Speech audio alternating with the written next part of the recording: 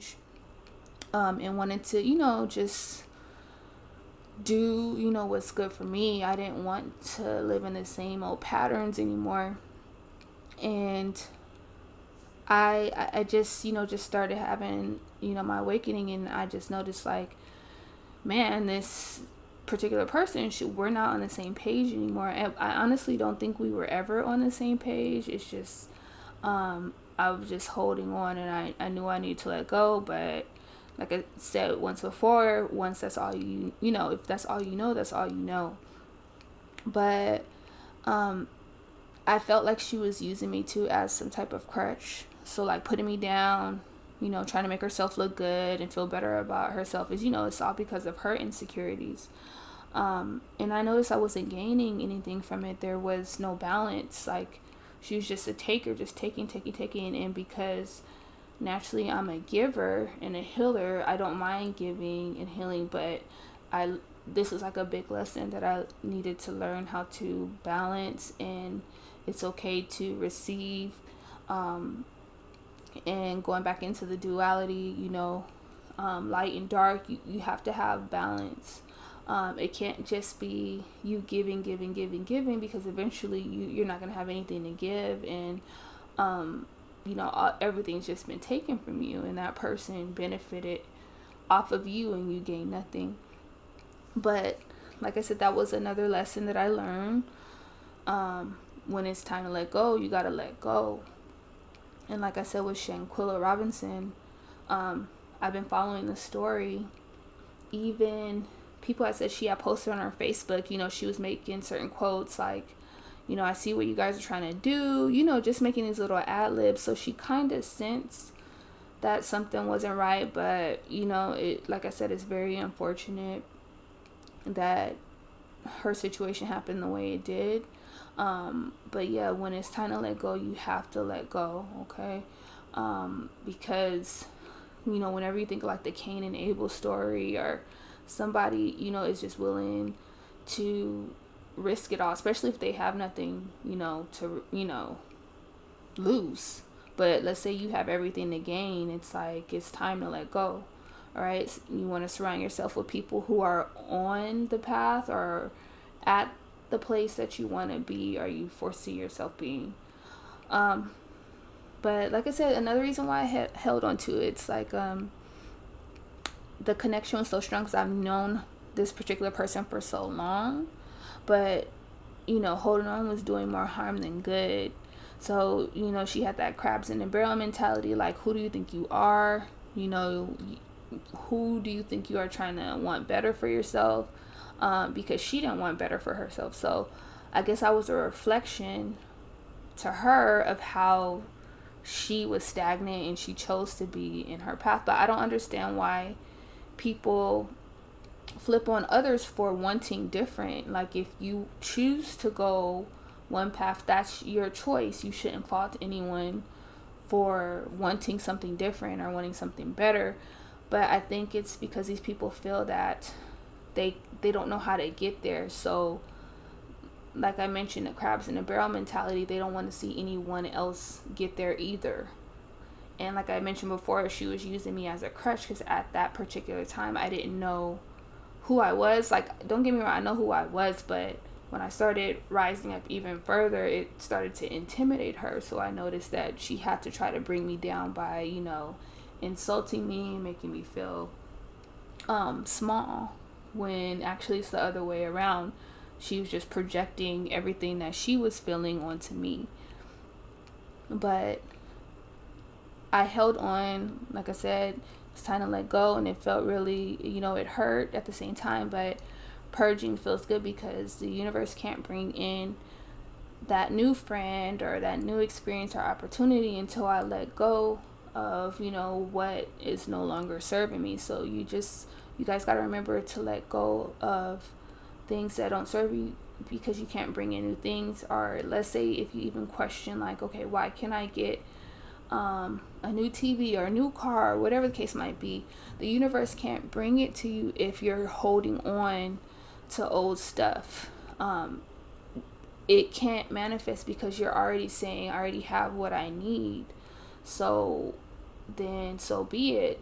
you have what you need, even though it's not what you want, but you're holding on so nothing good can come in. So just remember, if you want new, you have to, purge. Even like when you go shopping, you have to clean out your closet. You can't just keep buying and buying and buying. After a while, your closet's going to overflow, or you're going to become a hoarder and you won't have room. So that's why you can't bring, new things in. So just, remember that. But like I said, when I let go, I'm glad I learned from the situation, because life is, a class, a lesson.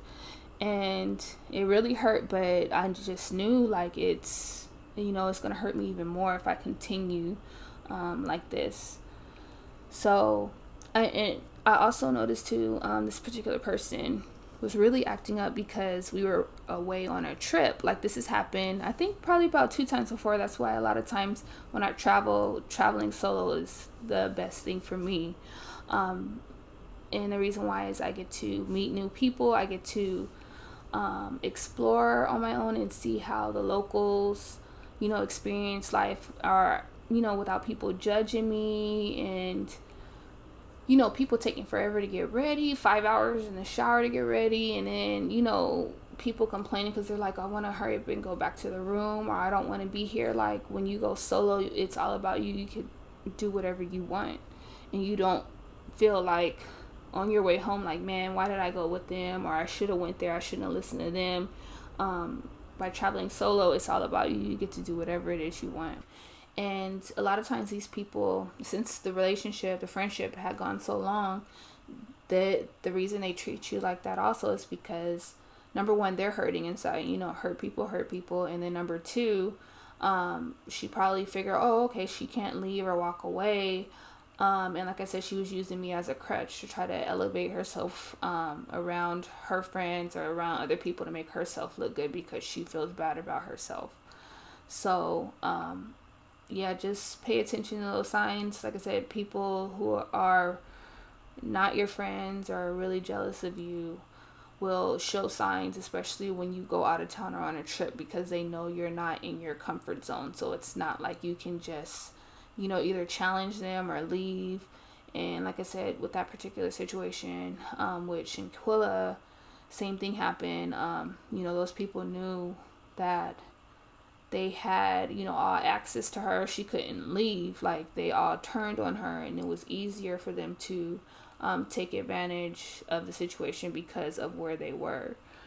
So yeah, with me, it was a hard lesson, and luckily it didn't turn into something more detrimental. But today I just want to talk to you guys about 5 signs, if someone is jealous of you or not. So if they are a friend or a foe. So the first one is, whenever you elevate or try something new or something amazing happens in your life, they either ostracize you or throw shots at you. You can feel their energy. They feel some type of way because something good is happening to you and not them. Like it always has to be about them. So say for example, you got a new car and they're like, oh, that car is all right, but you shouldn't have got that color. That color doesn't go well with you. Or or they say, oh, you lost weight, I didn't even notice. Like stuff like that. They'll try to make it seem like it's a compliment and then flip it, because if you do call them out on it, they're gonna be like, oh my god, you're so sensitive, or it's not that serious. They'll try to gaslight you and flip that on you. So you got to remember, you got to stay away from people like this, especially if they try to downplay your achievements, because you're going to remain stagnant. Like I said, it's all about that crabs in a barrel mentality. They want to keep you down where they are. They do not want to see you become, your best self or step into your best self. So that's how they do. They infiltrate by bringing you down. And what's so funny though about these particular people is that they can have all the success in the world, and even if you big up them, congratulate them, everything's good. But as soon as you start experiencing the same thing, it's an issue. They want all the energy and attention on them, and they feel like they have this God complex, like it's all about me. Unfortunately, you need to stay where you are, but it's okay for me to expand and elevate, but you can't do the same. So they expect you to cheer, when they win, but it's a double standard when it comes to you. So just keep that in mind if you're experiencing any of that. So sign 2, you can sense the vibe is off. So have you guys ever like walked into a room and you just sense something is off? Like you're like, wow, everything seemed good, but then as soon as I stepped in the room, it's like the energy just shift. Like it's just dry, and you're like, what's going on? Like, you already know either somebody was talking about you, or your energy, unfortunately just intimidates them. And so what happens, when you turn on a light in a dark room, the darkness goes away, right? So a lot of times they can't even be around, and your energy, like, it's too much for them. So that's why you feel the energy shift. So, but if you feel that that's your instinct telling you, something's wrong, you need to flee from that situation, pay attention to how you feel when you're around certain environments, certain people, and how they make you feel. If they make you feel inadequate, you need to leave ASAP. Or if they make you feel just on edge, it's not worth it, leave. You also have to remember this too, as you do grow, unfortunately, you're going to get more, hypersensitive to environments and to negativity. So you need to try to protect yourself at all times, okay? Another sign is 3, that they copy you. Now, I'm not gonna toot my own horn, but I always get a lot of people that copy me. At first, I thought it was very flattering. Like, oh, okay, she wants to do this, or she wants to do that. And I'm not saying that everyone who copies is jealous, but you have to pay attention if you tend to see it's a trend. Like, they're always copying you, or they gotta one-up you, or they gotta beat you at your own game, or feel like, that they're better than you, so they have to get the same outfit and like look, but yeah, this outfit looks better on me and not you.